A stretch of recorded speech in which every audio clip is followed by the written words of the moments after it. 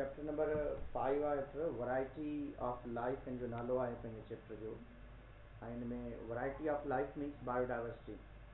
Variety of life means biodiversity. Biodiversity चइबो आहे।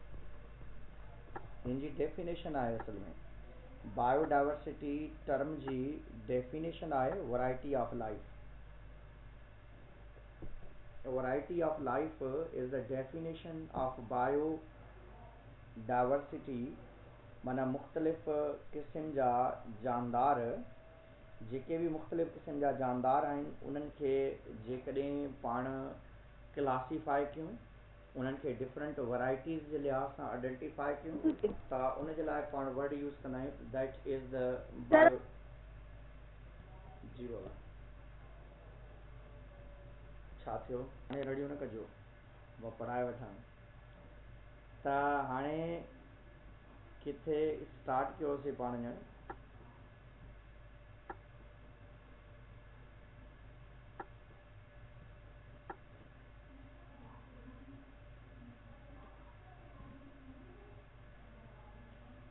पाण वैरायटी ऑफ लाइफ खे डिस्कस पे कयोसीं। वैरायटी ऑफ लाइफ जो मतिलबु आहे मुख़्तलिफ़ क़िस्म जा जानदार। माना जेके 5 किंगडम में जेके भी जानदार रखियल आहिनि उन्हनि खे जेकॾहिं पाण क्लासीफाई कयूं, उन्हनि जे बारे में जेकॾहिं पाण पढ़ूं त उनखे पाण नालो ॾींदा आहियूं बायोडाइवर्सिटी। रियल असल में जेका आहे biodiversity is the definition of variety of life and U know very well about the classification. त ही हिकिड़े क़िस्म जी बायोलॉजी जी हिकु ब्रांच आहे जंहिंखे पाण क्लासिफिकेशन चवंदा आहियूं। क्लासिफिकेशन चइबो आहे the systematic division of living organisms on the basis of their specialisation in structure, function, development and evolution, history is called the classification. या असां चवंदा आहियूं त description, identification, grouping, arranging, naming on the basis of similarities and dissimilarities. माना जानदारनि खे group करणु, arrange करणु, उनजे हिकु जहिड़ा करेक्टर्स या मुख़्तलिफ़ करेक्टर्स जी बुनियाद ते उनखे पाण बायोडाइवर्सिटी चवंदा आहियूं। हाणे उन में पाण वटि 2 टर्म्स जेके आहिनि इम्पॉर्टेंट हूंदा आहिनि। हिकिड़े खे पाण चवंदा आहियूं करेक्टर, ॿिए खे चइबो आहे expiration. One is the character and other is the expiration या एक्सप्रेशन। करेक्टर असांजी बॉडी जो को ख़ासि करेक्टर हूंदो आहे। जीअं for example height is the character, जंहिंखे पाण चवंदा आहियूं डिस्क्रिप्टिव फ्रेज़। माना को अहिड़ो सेंटेंस, को अहिड़ो जुमिलो जंहिंमां कंप्लीट मीनिंग न, पर तव्हांखे ख़बर ज़रूर पए त हाइट माना कद खे चवंदा, पर उनजा एक्सप्रिएशन्स कहिड़ा आहिनि उहा ख़बर न आहे। जीअं हाइट जा एक्सप्रिएशन 2 कॉमन आहिनि, one is the dwarf and other is the tall. These are the expressions। ईअं ई तव्हां कलर तव्हांखे ख़बर त पए थी कलर आहे, पर उनजा एक्सप्रिएशन्स कहिड़ा आहिनि? उनजा रेड कलर आहे, ब्लू कलर आहे, पिंक कलर आहे, येलो कलर आहे, या मुख़्तलिफ़ क़िस्म जा इहे एक्सप्रिएशन्स आहिनि। ईअं ई पाण वटि पेटल्स जेके पंखड़ियूं आहिनि उनजी साइज़ केतिरी आहे? 2 सेंटीमीटर, 4 सेंटीमीटर, 10 सेंटीमीटर या मिलीमीटर। त उहा उनजी एक्सप्रिएशन थी। करेक्टर ऐं उनजा हूंदा आहिनि एक्सप्रिएशन्स। करेक्टर चइबो आहे डिस्क्रिप्टिव फ्रेज़ खे, ऐं उनजी आउटर लुक खे ऐं उनजी आउटर अपीरेंस खे पाण एक्सप्रिएशन जो नालो ॾींदा आहियूं। हाणे पाण वटि क्लासिफिकेशन में पहिरियों जेको यूज़ थिए थो, टर्मिनोलॉजी यूज़ थिए थी होमोलॉजी। होमोलॉजी चइबो आहे अहिड़ा करेक्टर्स जेके ॾिसण में बैरूनी तौर ते तव्हांखे मुख़्तलिफ़ नज़र अचनि, पर जॾहिं असां उनखे अंदरियां कटे करे उनजी एनाटॉमी ॾिसूं त उहा असांखे सिमिलर नज़र अचे। माना 2 शयूं उनजूं सिमिलर हुजनि, one is the origin and other is the internal structure is the similar. ऐं जॾहिं त 2 शयूं उनजो डिफरेंट हुजनि, उहा आहे उनजी एक्सटर्नल स्ट्रक्चर ऐं उनजो फंक्शन। माना के भी करेक्टर्स, होमोलॉजी जो मतिलबु आहे study about the organs that are internally similar and origin is similar while the external structure and function is different। त अहिड़े क़िस्म जी स्टडी खे पाण नालो ॾींदा आहियूं त दैट इज़ द होमोलॉजी। हाणे हुन होमोलॉजी में पाण वटि ॿ शयूं हिते अवेलेबल आहिनि हिते माना तव्हां ॾिसंदो ही स्ट्रक्चर्स आहिनि जीअं बेट आहे बेट जा ही 4 लिम्स आहिनि ईअं वेल आहे उनजा 4 लिम्स आहिनि केट आहे उनजा ही 4 लिम्स आहिनि ह्यूमन आहे उनजा ही 4 लिम्स आहिनि ऐं इहे सभु जा सभु 4 लिम्स जेके आहिनि that originated from the pectoral girdle इन जो ओरिजिन सेम आहे ऐं इन्हनि जो इंटरनल स्ट्रक्चर तव्हां ॾिसंदो सेम मिलंदो तव्हांखे हीअ बोन्स ॾिसो हिते ही बोन ॾिसो सेम आहे इन में हिन बोन जी बि अवेलेबिलिटी सेम आहे ही बि सेम आहे ऐं जॾहिं तव्हां हिते तव्हां ॾिसंदो इन बोन्स जी ऑर्गेनाइजेशन जेका आहे तव्हांखे सेम मिले पई त तंहिंजे करे पाण चऊं था त इन में ॿ शयूं सेम आहिनि उहा कहिड़ी शइ one is the origin from the pectoral girdle and other is the arrangement of bones internally जेका बोन्स जी अरेंजमेंट आहे उहा बि सेम आहे ऐं जॾहिं त डिफरेंट कहिड़ी शइ आहे जॾहिं तव्हां ॾिसंदो ह्यूमन हैंड्स ॾिसंदो तव्हांखे मुख़्तलिफ़ नज़र ईंदियूं केट जूं 4 लिम्स तव्हांखे मुख़्तलिफ़ नज़र ईंदियूं वेल जा जेके 4 लिम्स वारा जेके फिल्पर्स आहिनि उहे तव्हांखे मुख़्तलिफ़ नज़र ईंदा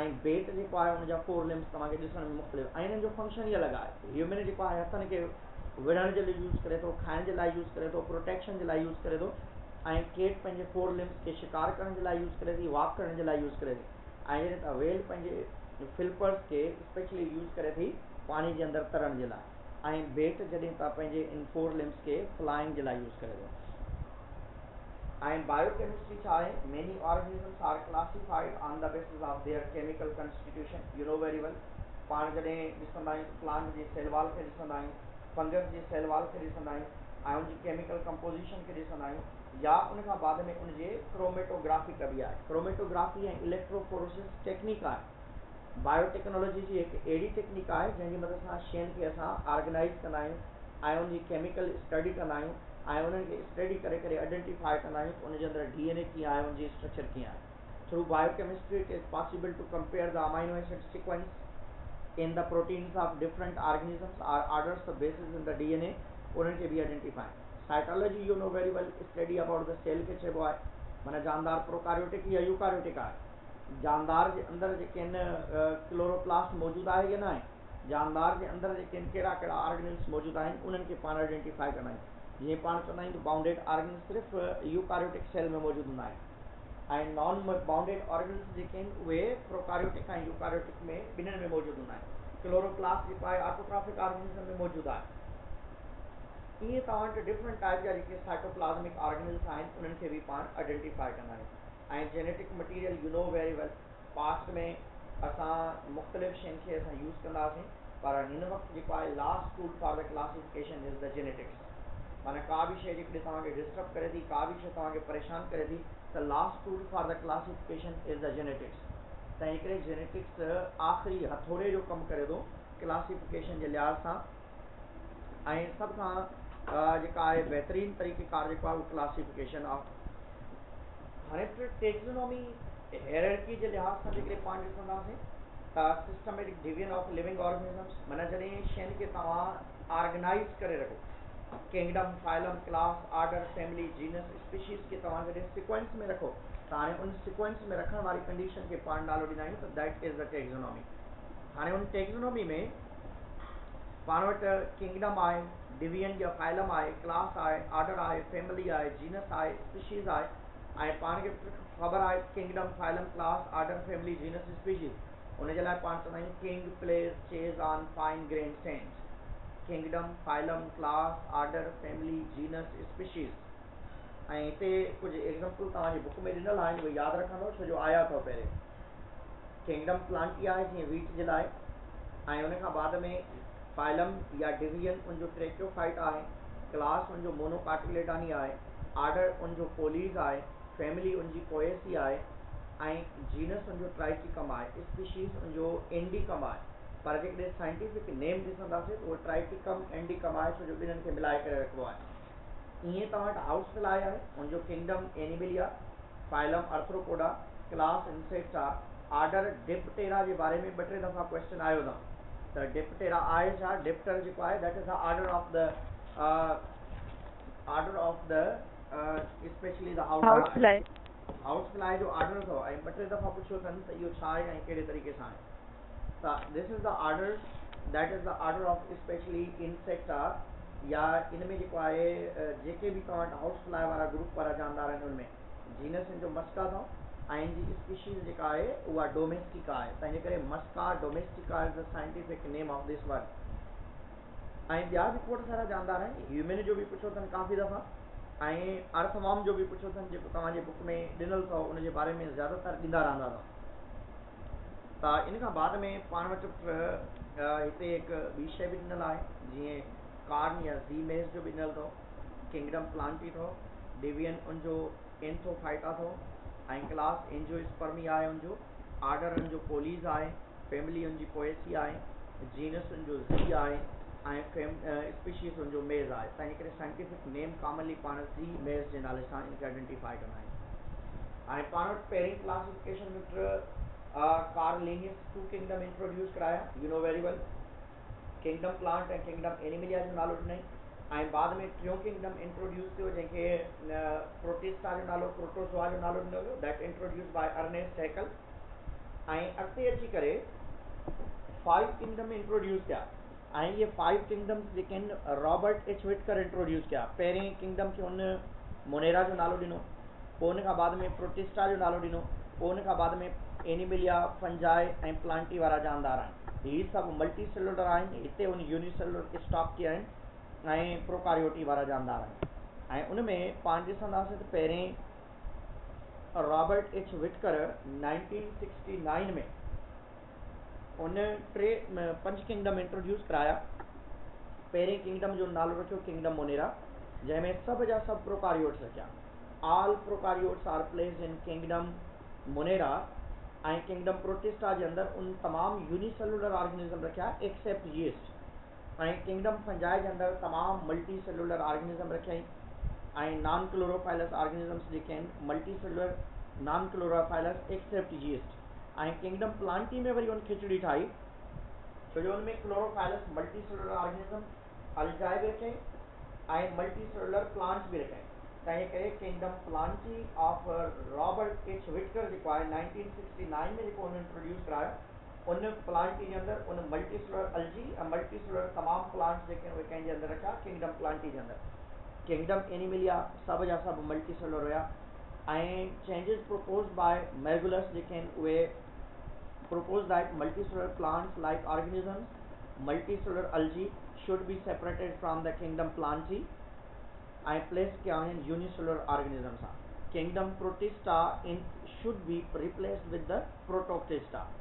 And number 3rd जेका उन चेंज ॾिनी उहा इहा ॾिनी Protoctista kingdom will consist of unicellular and multicellular organisms। माना प्रोटोक्टिस्टा should be the रेगबेग, ऐं वायरसिस जे लाइ अलॻि किंगडम जेके आहिनि ठाहिया वञनि। Virus should not included in this kingdom 5 kingdom system, ऐं उन 5 किंगडम जे अंदरि कंहिंखे बि 5 किंगडम जे अंदरि उनखे इंट्रोड्यूस न कया आहिनि। तंहिंजे करे हिन वक़्तु जेकॾहिं पाण ॾिसंदासीं मार्गुलस ऐं शिवर्ट जी क्लासिफिकेशन में किंगडम प्रोकारियोटी आहिनि, जंहिंमें बैक्टीरिया साइनोबैक्टीरिया ॿई जानदार रखियल आहिनि। प्रोटोक्टिस्टा में तमामु यूनिसेलुलर ऑर्गेनिज्म इन में रखियल आहिनि, ऐं कुझु उहे मल्टी सेलुलर अल्जी वारा जानदार बि इन में रखियल आहिनि। किंगडम फंजाई में तमामु जानदार रखियल आहिनि, जेके पाण फंगस में पढ़ी आयासीं। किंगडम प्लांटी में जेके आहिनि तमामु प्लांट्स रखियल आहिनि, जेके मल्टी सेलुलर आहिनि, ऑटोट्राफिक आहिनि, क्लोरोफाइलस आहिनि, फोटोसिंथेटिक आहिनि, सीसाइल आहिनि, सेल वॉल प्रेजेंट आहे, ऐं मुख़्तलिफ़ कंडीशंस जेके पाण प्लांटी जे अंदरि डिस्कस करे आयासीं। किंगडम एनिमिलिया वारा जानदार जेके आहिनि मल्टी सेलुलर आहिनि, मोटाइल आहिनि, नॉन क्लोरोफाइलस आहिनि, नॉन फोटोसिंथेटिक आहिनि, सेल वॉल एब्सेंट आहे, मोटाइल आहिनि इहे, ऐं इनमें एनिमल्स था अचनि जेके 35 फाइला जर्नली पाण किंगडम चैप्टर नंबर 10 जे अंदरि डिस्कस कंदा आहियूं। हाणे पाण ईंदासीं वायरस जी तरफ़। त वायरस आहे छा?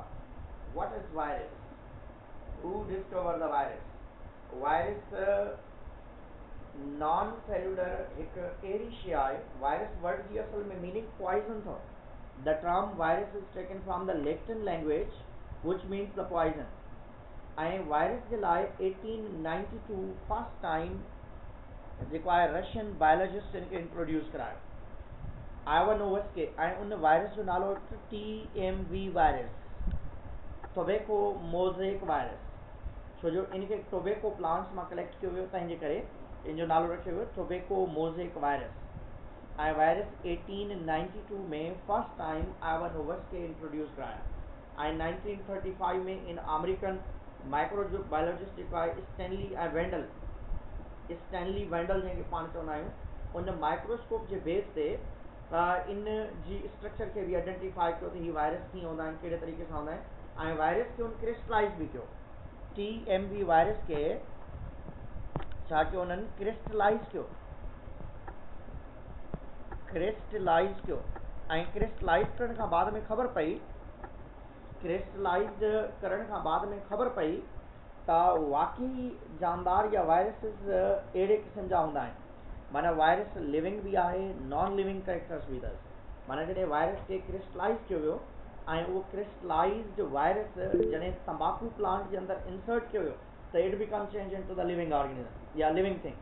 तंहिंजे करे वायरस जेके आहिनि लिविंग ऐं नॉन लिविंग ॿिन्हिनि वारा कैरेक्टर्स असांखे शो कंदा आहिनि या आइडेंटिफाई कंदा आहिनि। त वायरस जॾहिं त virus possess no membrane of their own, no ribosomes on which to make their proteins या cytoplasm, no source of energy। तंहिंजे करे वायरस लाइ तव्हां चई सघो था त virus is not living thing because it do not obey the cell theory. Virus do not obey the cell theory. Virus में नई सेल वॉल आहे, नई सेल मेम्ब्रेन आहे, नई साइटोप्लाज्म अथसि, नई न्यूक्लियर मेम्ब्रेन अथसि, नई राइबोसोम अथसि, नई माइटोकॉन्ड्रिया अथसि, नई क्लोरोप्लास्ट अथसि, नई का अहिड़ी शइ अथसि। तंहिंजे करे नई ATP प्रोड्यूस करे थो, नई उनमें ग्रोथ थिए थी। तंहिंजे करे वायरस जा डिफरेंट पार्ट्स अलॻि अलॻि ठहंदा आहिनि ऐं उहे स्पेयर पार्ट पाण में जुड़ी वेंदा आहिनि ऐं वायरस पाण कॾहिं बि रिप्रोड्यूस न करे सघंदो आहे।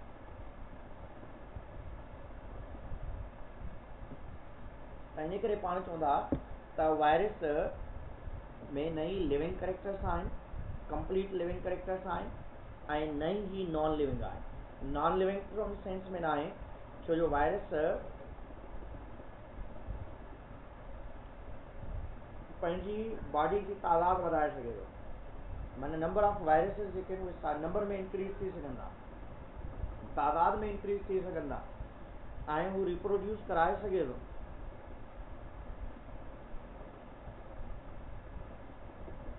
ऐं वायरस में DNA हूंदो आहे या RNA हूंदो आहे, हेरिडिटरी मटीरियल हूंदो आहे हुनजे अंदरि, ऐं वायरस में सिर्फ़ु म्यूटेशन थी सघे थी। वायरस में जेकॾहिं नॉन लिविंग कैरेक्टर्स तव्हां ॾिसंदव, वायरस खे तव्हां क्रिस्टलाइज़ करे सघो था ऐं वायरस में नई ग्रोथ थिए थी, नई जेका आहे मेटाबॉलिज्म थिए थो ऐं virus do not obey the cell theory. Virus में जेकॾहिं लिविंग कैरेक्टर्स तव्हां ॾिसंदव त वायरस में जेनेटिकल मटीरियल मौजूदु आहे, DNA या RNA, मोस्टली DNA या जेनेटिकल मटीरियल जी अवेलेबिलिटी आहे ऐं वायरस म्यूटेशन करे सघे थो। हाणे ॾिसो न, कोरोना वायरस ख़तरनाक वायरस छो आहे, छो जो सार्स वायरसिस आहिनि, ग्रुप आहे उन्हनि जो, उन्हनि जे अंदरि म्यूटेशन पई थिए ऐं उहे म्यूटेट करे करे करे जेके आहिनि उहे तब्दील थी असांजे लाइ एतिरा ख़तरनाक थी चुका आहिनि जो उन्हनि जे अगेंस्ट असां वटि कंहिं बि क़िस्म जी का प्रिकॉशनरी या प्रोटेक्टिंग सिस्टम अवेलेबल ई न आहे।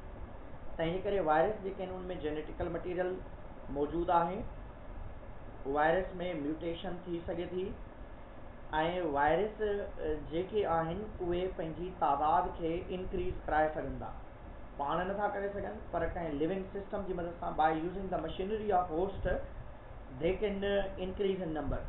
वायरस जेके आहिनि पंहिंजी तादाद खे इंक्रीज़ कराए सघनि था ऐं उहे डिज़ीज़ काज़ करे सघनि था। तंहिंजे करे वायरस जे लाइ चवंदा आहियूं त virus are the obligate parasites.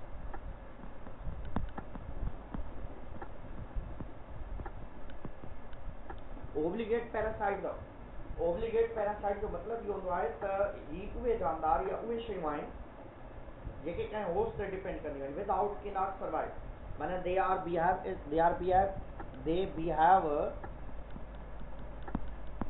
is like living inside the host, dead outside the host अथव। माना कंहिं जानदार सां गॾु आहे लिविंग, जेकॾहिं जानदार खां अलॻि थिए थो it behave is like the dead thing.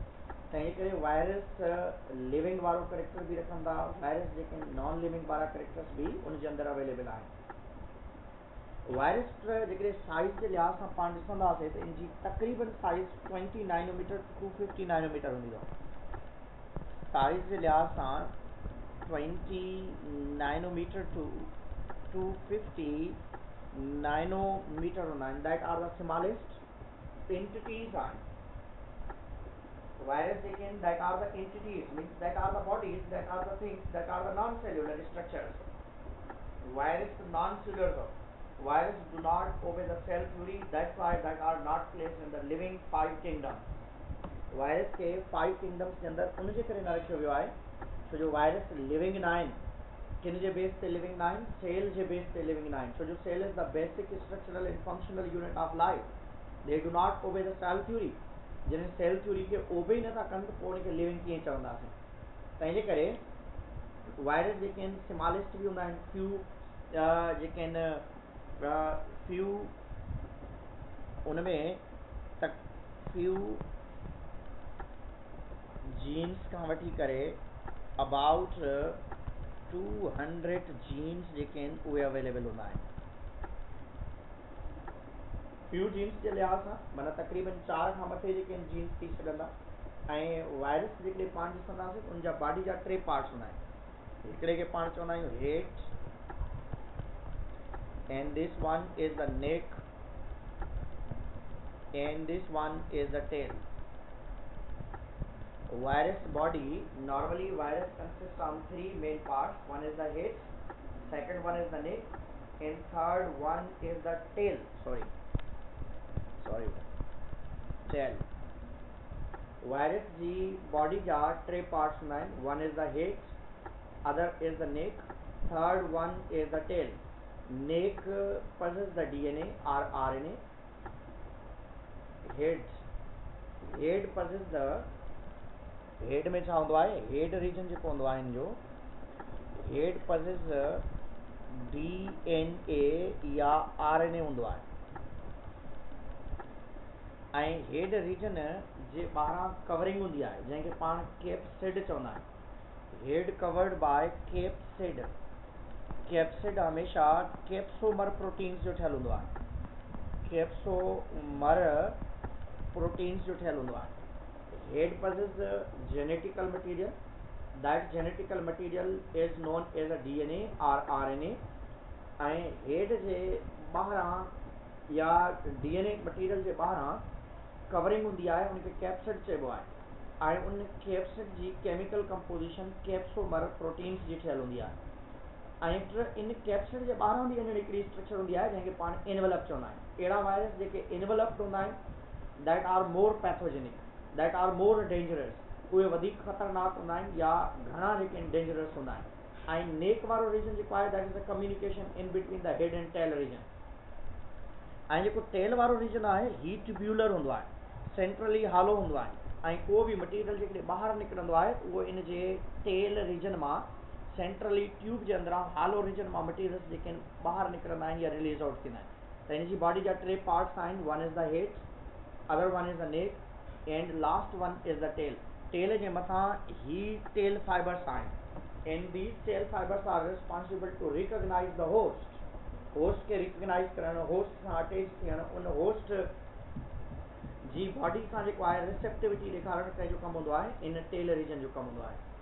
Virus ji classification आहे, मुख़्तलिफ़ तरीक़नि सां पाण क्लासिफिकेशन कंदा आहियूं. पहिरें त हिकिड़ा वायरस उहे हूंदा आहिनि जेके पाण खे रॉड शेप मिलंदा आहिनि जंहिंखे पाण TMV वायरस चवंदा आहियूं. हिकिड़ा हूंदा आहिनि रॉड शेप्ड वायरस. वायरस जी जेकॾहिं पाण क्लासिफिकेशन कंदासीं त मुख़्तलिफ़ तरीक़नि सां आहे. हिकिड़ा आहिनि रॉड शेप्ड वायरस जंहिंमें पाण वटि TMV वायरस आहे. ऐं ॿिया उन खां बाद में राउंड हूंदा आहिनि या स्फेरिकल चई सघो था. उन में पोलियो वायरस आहे. ऐं ॿिया हूंदा आहिनि बैक्टीरियोफेज या टेडपोल लाइक जंहिंखे पाण बैक्टीरियोफेज वायरस जो नालो ॾिनो. On the basis of structure, shape J base ते, स्ट्रक्चर जे बेस ते वायरस जा 3 मेन टाइप्स आहिनि. One is the rod shaped, other one is the round polio viruses हूंदा आहिनि, ऐं स्पेरिकल बि थी सघो था, ऐं टिया हूंदा आहिनि टेड पोल लाइक। जेके टेड पोल लाइक वायरसिस आहिनि उन्हनि खे पाण बैक्टीरियोफेज वायरस जो नालो ॾींदा आहियूं। ऐं वायरस जी क्लासिफिकेशन ॿिनि मुख़्तलिफ़ शयुनि जे बेस ते बि आहे, जंहिंखे पाण इनवलप ऐं DNA जे बेस ते बि चवंदा आहियूं। हिकिड़ा आहिनि enveloped plus strand viruses.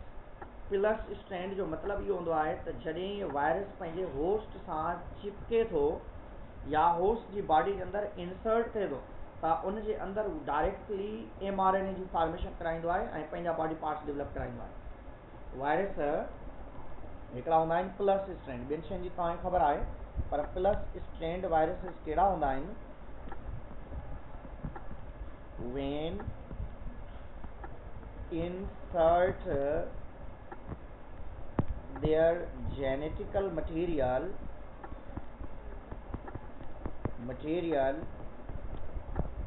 in host body directly develop mRNA by using machinery of host। छो जो वायरस वटि पंहिंजी का बि मशीनरी न आहे, वायरस वटि पंहिंजी का बि अहिड़ी DNA RNA या का बि अहिड़ी स्ट्रक्चर वायरस जे अंदरि कंहिं बि क़िस्म जो को राइबोसोम न आहे, वायरस जे अंदरि को बि अहिड़े क़िस्म जी एंजाइम्स जी अवेलेबिलिटी न आहे। त इन करे virus by using the machinery of host develop their body parts कराईंदो आहे, पंहिंजे हेड डेवलप कराईंदो आहे, टेल डेवलप कराईंदो आहे, डिफरेंट बॉडी पार्ट्स जेके आहिनि उहे वायरस पंहिंजी मशीनरी ऑफ होस्ट खे यूज़ कंदे उहो डेवलप कराईंदो आहे। त वायरस स्पेशली वायरस जा पंहिंजा के बि पार्ट्स डेवलप जेके थींदा आहिनि उहे कंहिंजी मदद सां थींदा आहिनि by using the machinery of host. Host जी मशीनरी खे यूज़ कंदे वायरस पंहिंजा बॉडी पार्ट्स डेवलप कराईंदो आहे। त इन करे असां चवंदा आहियूं त प्लस स्ट्रैंड वायरसिस जेके हूंदा आहिनि डायरेक्टली डेवलप कराईंदा आहिनि mRNA खे ऐं होस्ट खे ऑर्डर कंदा आहिनि त हू डायरेक्टली उनजी प्रोटीन सिंथेसिस करे ऐं उनजा बॉडी पार्ट्स डेवलप कराए, त उनखे पाण प्लस स्ट्रैंड वायरस चवंदा आहिनि। माइनस स्ट्रैंड वायरसिस जेके हूंदा आहिनि उहे छुपा रुस्तम हूंदा आहिनि, पंहिंजे होस्ट खे धोखो ॾींदा आहिनि, होस्ट सां गॾु घणे वक़्त ताईं रहंदा आहिनि ऐं होस्ट खे बावर कराईंदा आहिनि या बिहेव कराईंदा आहिनि त they are for that one but that are not for specially for the host या that are not beneficial for the host. They means add their genetical material with the body of host genetical material long time. हाणे enveloped माना envelope जो मतिलबु आहे virus जी body जे मथां extra protecting layer हूंदी आहे, उन लेयर खे पाण इनवलप चवंदा आहियूं। हाणे पहिरियों ग्रुप आहे असां वटि enveloped plus strand RNA virus. Viruses do not possess any covering or envelope. Nucleic acid is surrounded by the protein shell हूंदो आहे या कैप्सिड हूंदो आहे इन्हनि में। RNA act directly mRNA attached with the ribosomes and being translate कराईंदो आहे। ऐं हीअ जेके वायरसिस आहिनि पाण वटि इनवलप्ड वायरसिस हूंदा आहिनि, अनइनवलप्ड वायरस हूंदा आहिनि, ऐं ॿिया आहिनि enveloped plus strand viruses. They are covered with the lipid envelope contains the RNA। ऐं माइनस स्ट्रैंड RNA वायरसिस उहे हूंदा आहिनि जेके होस्ट सां कंपनसेट कंदा आहिनि, होस्ट सां घणे वक़्त ताईं गॾु रहंदा आहिनि, जीअं रेबीज़ वारो वायरस आहे। सर आवाज़ कटे पियो, ईअं न कयो, आख़िर में ईअं न कयो। अहिड़े क़िस्म जी ट्रांसमिशन खे प्लांट वायरल डिजीज़ जेके आहिनि उन में हिकिड़ी हॉरिजॉन्टल ट्रांसमिशन आहे बाय टच जे लिहाज़ सां, ऐं ॿी आहे वर्टिकल ट्रांसमिशन। हॉरिजॉन्टल जेका ट्रांसमिशन आहे बाय टच सां थींदी आहे, vertical transmission from parents to offspring, parents to offspring जे लिहाज़ सां। त इन करे उफ़की माना जेका वालदेन खां औलाद में सिधी ट्रांसमिशन आहे उनखे वर्टिकल ट्रांसमिशन चइबो आहे। जेका हॉरिजॉन्टल ट्रांसमिशन आहे उहा स्पेशली प्लांट जे टच जे लिहाज़ सां हूंदी आहे, दैट्स नॉट जेनेटिकल। ऐं प्लांट में इन में एनिमल्स जे इन बैक्टीरियोफेज जे लिहाज़ सां जेकॾहिं पाण ॾिसंदासीं त पाण वटि हिकिड़ो बैक्टीरियोफेज वायरस आहे, this is the shape of bacteriophage. ऐं इहे DNA वायरसिस हूंदा आहिनि ऐं इहे जेनेटिकली पंहिंजे जेनेटिकल मटीरियल खे बैक्टीरिया जे अंदरि इंसर्ट कंदा आहिनि। ऐं ही असां वटि ॿिनि क़िस्मनि जा वायरस हूंदा आहिनि, हिकिड़ा असां चवंदा आहियूं लेम्बडा वायरस हूंदा आहिनि, उहे त घणा ई टाइप आहिनि, ऐं ॿिए खे चइबो आहे T4 वायरसिस हूंदा आहिनि। जेको T4 वायरस आहे उहो लाइटिक साइकिल कंदो आहे, ऐं जेको लेम्बडा वायरस आहे या टेम्परेट वायरस आहे उहो लाइसोजेनिक साइकिल कंदो आहे। हाणे लाइटिक साइकिल में पाण खे ख़बर आहे त जॾहिं वायरस बैक्टीरिया जे अंदरि इंजेक्ट थिए थो, जॾहिं अंदरि वञे थो हुन में, जॾहिं for example this is a bacteria and this one is a virus, by the help of tail fibre that recognise their host खे रिकॉग्नाइज करे थो, ऐं रिकॉग्नाइज करण खां बाद में नेक्स्ट स्टेप में बैक्टीरियोफेज पंहिंजे जेनेटिकल मटीरियल खे अंदरि गाढ़ण जे लाइ ही पंहिंजे इन टेल रीजन खे सुकेड़े थो, स्क्विज करे थो, सोड़ो करे थो, ऐं जेनेटिकल मटीरियल पंहिंजी बॉडी मां कढी करे वायरस बैक्टीरिया जे अंदरि इंजेक्ट करे थो। हाणे हिते बैक्टीरिया जे अंदरि वायरल DNA बि मौजूदु आहे, बैक्टीरियल DNA बि आहे। हिते इन जगह ते this is the viral DNA, हिते वायरल DNA भी अवेलेबल आहे, this is a viral DNA and this one is the bacterial DNA। हाणे इन जगह ते वायरल DNA नॉन फंक्शनल थी वेंदो आहे। लाइटिक साइकिल में जॾहिं टेम्परेट वायरस लाइटिक साइकिल में वर्क करे थो, लाइटिक जो मतिलबु इहो आहे त directly it break the host body, it do not allow their host body for the reproduction, for the division, for the fission, त तंहिंजे करे होस्ट खे उहो मारे थो, किल करे थो। हाणे हिते वायरल DNA एक्टिव थिए थो, bacterial DNA become non functional. हाणे वायरल DNA बैक्टीरिया खे ऑर्डर थो करे त हू उन जा डिफरेंट बॉडी पार्ट्स डेवलप करे, हेड अलॻि ठहे थो, टेल अलॻि ठहे थो, टेल फाइबर्स अलॻि ठहंदा, तमामु बॉडी पार्ट्स अलॻि ठहंदा। जॾहिं तमामु बॉडी पार्ट्स जा अलॻि ठही था वञनि त सभ जा सभु पार्ट पाण में जुड़नि था। हाणे जॾहिं इहे पाण में एड थी था वञनि त उन मां वायरस डेवलप थी थो पए, ऐं जॾहिं वायरस डेवलप थी थो पए त वायरस जे डेवलप थियण खां बाद में लास्ट में आख़िर में ही लाइसोसोमल एंजाइम्स खे डेवलप कराईंदो आहे। जॾहिं राइबोसोम्स जी मदद सां लाइसोसोमल एंजाइम्स डेवलप थींदा आहिनि, इट बर्स्ट द सेल, और वी कैन से सुसाइड सेक वारो कमु थींदो आहे, सुसाइड जो कमु थींदो आहे, ख़ुदकुशी वारो कमु, माना अंदरि ई अंदरि जेको आहे हिकिड़ा एंजाइम्स डेवलप थींदा आहिनि जेके बैक्टीरिया खे किल करे छॾींदा आहिनि, ऐं बैक्टीरिया जी cell wall, cell membrane burst थी पवंदी आहे, ऐं इहे वायरस ॿाहिरि निकिरंदा आहिनि। वरी इहे कंहिं ॿिए बैक्टीरिया जे मथां अटैक कंदा आहिनि। लाइटिक साइकिल उनजे करे चवंदा आहियूं छो जो इन में वायरस कॾहिं बि बैक्टीरिया सां कंपनसेट न कंदो आहे, वायरस कॾहिं बि बैक्टीरिया ते रहम न कंदो आहे, हमेशह पंहिंजा वायरल बॉडी पार्ट्स डेवलप कंदो आहे, ऐं इन मां तक़रीबन 100 to 200 फेजिस डेवलप थी सघंदा। माना हिकिड़ो बैक्टीरिया मां, हिकिड़े बैक्टीरियम मां वायरस तक़रीबन 100 खां 200 बैक्टीरियो फेज जेको आहे उहो डेवलप कराए सघे थो।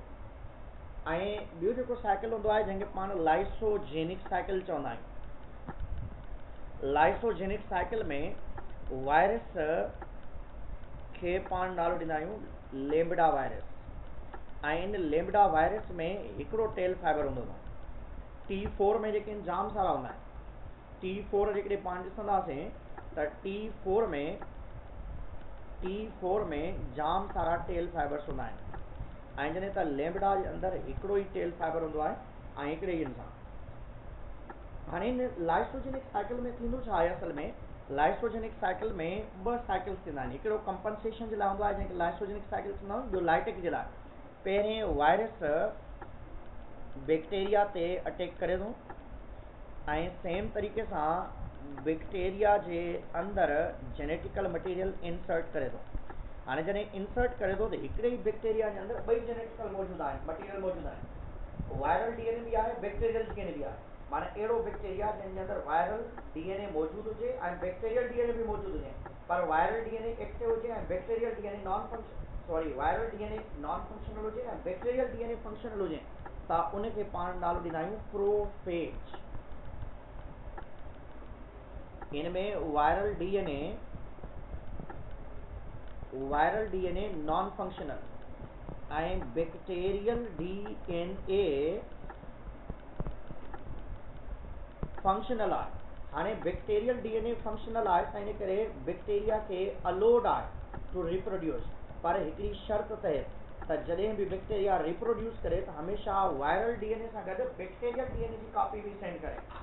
माना जॾहिं वायरल बैक्टीरिया रिप्रोड्यूस करे, वायरल बैक्टीरिया जेको आहे बाइनरी फिशन करे ऐं बैक्टीरिया रिप्रोडक्शन करे, त उनजे लाइ ज़रूरी आहे त बैक्टीरिया जॾहिं डिवाइड थिए उन मां बाइनरी फिशन दौरान बैक्टीरिया जॾहिं बि रिप्रोड्यूस करे त वायरल डीएनए सां गॾोगॾु बैक्टीरियल डीएनए जी कॉपी खे बि रिप्रोड्यूस कराईंदो वञे। ऐं हिते तव्हां ॾिसी सघो था, हिते ॾेखारियल अथव त हिते असां वटि जेको आहे लाइसोजेनिक साइकिल ॾेखारियल आहे। माना जॾहिं लाइसोजेनिक साइकिल थींदी आहे उन वक़्तु अलोड हूंदो आहे, इजाज़त हूंदी आहे त भले रिप्रोड्यूस कराए। हिते ही कंडीशन आहे, हीअ अहिड़े तरीक़े सां ही प्रोसेस हलंदो रहंदो डिवीजन वारो। ऐं जेकॾहिं हू लाइटिक साइकिल जी तरफ़ हलियो वेंदो पोइ अहिड़े तरीक़े सां लाइटिक माना हाणे लाइसोजेनिक साइकिल ही ॾिसो हिते ॾिनल आहे, ही बैक्टीरियोफेज वायरस आहे, ही बैक्टीरिया जे अंदरि इंजेक्ट थिए थो। हिते वायरल डीएनए बि मौजूदु आहे, बैक्टीरियल डीएनए बि मौजूदु आहे। हाणे हिते bacterial DNA non functional functional, viral DNA non functional. हाणे हिते ॿई प्रोफेज जे अंदरि डीएनए मौजूदु आहिनि, वायरल डीएनए बि आहे, बैक्टीरियल डीएनए बि आहे।